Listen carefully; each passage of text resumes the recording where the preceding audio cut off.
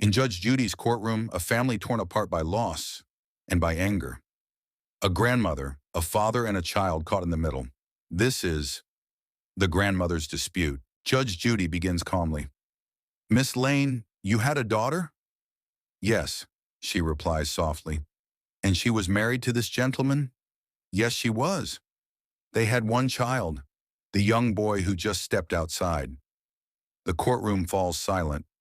Your daughter passed away? Yes. When? February 2012. Judy nods.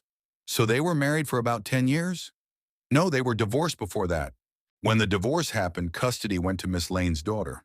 After her death, the boy went to live with his father and his grandmother, the defendant. But since then, love turned into distance and distance into bitterness. Miss Lane hadn't seen her grandson in weeks. She called. No answer. So she drove to the house. She says her former son-in-law allowed her to go inside, but the defendant disagrees. She claims she only heard voices in the living room. Miss Lane talking to her grandson. Then it happened. The defendant walked in and shouted, "Get out of my house, you're not welcome here." Right in front of the child. Judge Judy leans forward, her voice sharp. Outrageous behavior from someone old enough to know better. A small argument turned into shoving, and that's what brought them here today. Judge Judy's tone softens. You have two sons, she asked the defendant.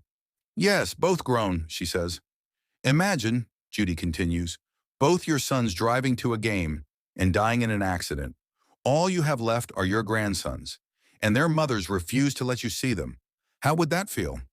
Terrible, she whispers. Judge Judy speaks from the heart.